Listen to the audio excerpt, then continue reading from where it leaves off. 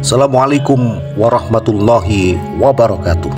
Sedulur Afik yang dimuliakan oleh Allah Ta'ala, pada kesempatan kali ini kita akan membuka tabir sejarah dari Sunan Bonang, Sunan Kalijaga, Sultan Patah hingga Jakartaru yang selama ini telah dikaburkan oleh kolonial Belanda, sehingga penjajah ingin menutup mata sejarah kita.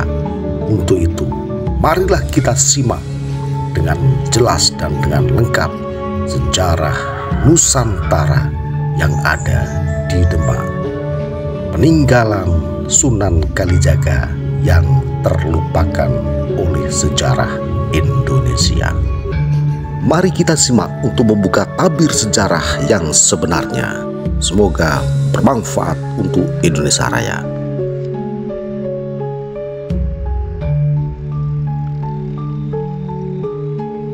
Nah ini sama katanya itu tadi duplikatnya.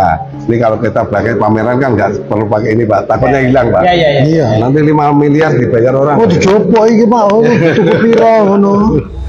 Nah ini dulu sirap yang dibuat wali mungkin 85% di atas sudah kita ganti Pak.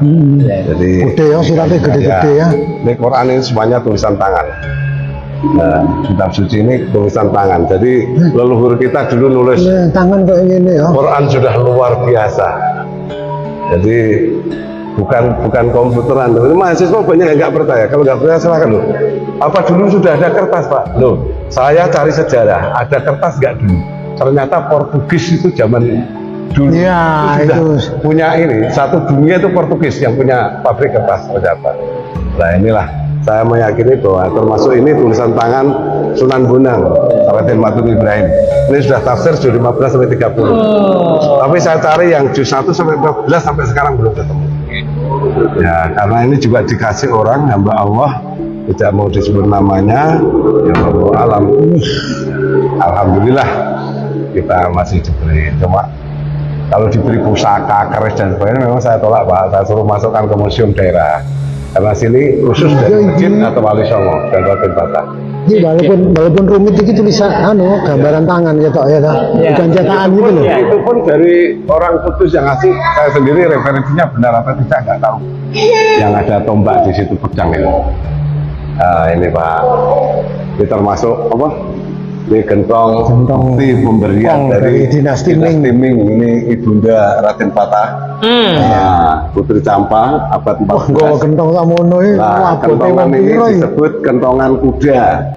Kentongan kuda ini dulu ditaruh di masjid di Serambi di sebelah selatan. Nah itu kalau di kentong ini kedengaran dari Bayat Pak, dari Klaten. Makanya masjid Bayat dulu, Tembayat itu dulu di atas gunung, di atas bukit. Karena kalau azan, kalau ini kedengaran dari sini padahal belum pakai speaker, kan beliau murid Sunan Kalijogo. Saya dulu ini yang masjidmu akhirnya diareng-areng kan Pak, itu di atas mesti ada turun sedikit. Itu gara-gara kentongan dan tabrakan sampai sini. Nah ini juga beduk tinggalan wali termasuk kentongan. Ini kelihatan baru dulu mau ini apa kita pameran di Istiqlal. Lah kita pernis, kita bersihkan, kita pernis Pak. Menurut arkeologi kan nggak boleh. Nah itu makanya kelihatan seperti itu, kelihatan baru. Nah ini gara-gara kita pernis Pak. Jadi ini asli dari awal zaman wali dulu. Beduknya. Jalan Sultan Fatah itu ya? Iya, wali Songo itu termasuk kentongannya ini. Nah makam dulu Raden Patah itu makamnya yang Sultan itu tertutup Pak. Ya 2,5 meter lah kurang lebih di tembok.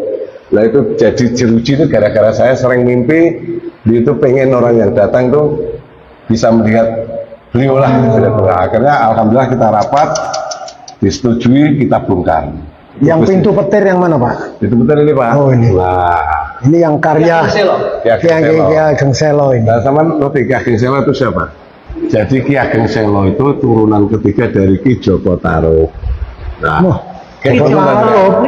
Joko Tarub itu yang 7 bidadari itu loh. Itu bukan ala Londo tuh Pak. Itu sama dengan pelintiran sejarah. Joko Tarub itu Joko Tarub tuh mulai lahir sudah Muslim, sudah Islam, muruk Quran, tapi digambarkan kok seperti ngintip orang mandi. Itulah jadi orang-orang yang punya power atau punya simpatik di masyarakat selalu akan di sejarah lain. Joko Tarub niku nasabnya nyambung sih. Joko Tarub niku nasabnya nggih. Satu itu dari Syekh Maulana Ibrahim Al-Maghribi. Itu makamnya ada di lereng Gunung Merbabu. Itu nikah dengan Nyai Rosowulan atau Dewi Rosowulan, adiknya yang Sunan Kalijogo. Jadi Joko Tarub niku putrane cara ponakane yang Sunan Kalijogo. Nasabnya malah nyambung ke Mojopahit. Gitu karena apa? Tumenggung Welotekto, Adipati Tuban nurun ke Raden Setyo atau Sunan Kalijogo, Raden Sahid. Mbak adike jenenge Dewi Rosowulan. Nah Dewi Rosowulan iki ketemu Syekh Maulana Ibrahim Al-Maghribi, nikah di anak siji. Jenenge anake dititipke ning gone Mbok Rondo Tarub, Desa Tarub. Lah bojone sing 7 niki sing digambarke widodari iki anake Resi, 7 wedok kabeh. Bapake ngultimatum, "Nduk, salah siji kowe kudu entuk Joko Tarub." Soalnya bapaknya ngerti, nah iku jek turunane toh Kanjeng Nabi toh Gujarat Arab, ngoten lho. Nek Joko Tarub yang Gujarat, nek Sunan Kalijogo niku malah murni Jawa. Sunan Kalijogo niku malah murni Jawa. Ya, yang satu-satunya yang murni Jawa. Murni Jawa yang Sunan Kali malah. Saking Wilotekto. Inggih. Nah, keng Mojopahit keng Berikertabumi. Mane yang Sunan Kalijogo niku putu, nak keng Berikertabumi atau Prabu Jalima, nak Raden Fatah niku anak. Berarti Sunan cara pernah tuwa karena ini anak. Sunan Muria ini leres nggih? Sunan Muria putrane Sunan Kalijogo. Niku turunan kuwi malah iso nganggo saya cara anune. Masalahnya apa? Karena istrinya Sunan Kalijogo niku kan saking Raden Ali Rahmatullah. Sunan Kalijogo niku kan nikah dengan putrinya Sunan Ampel.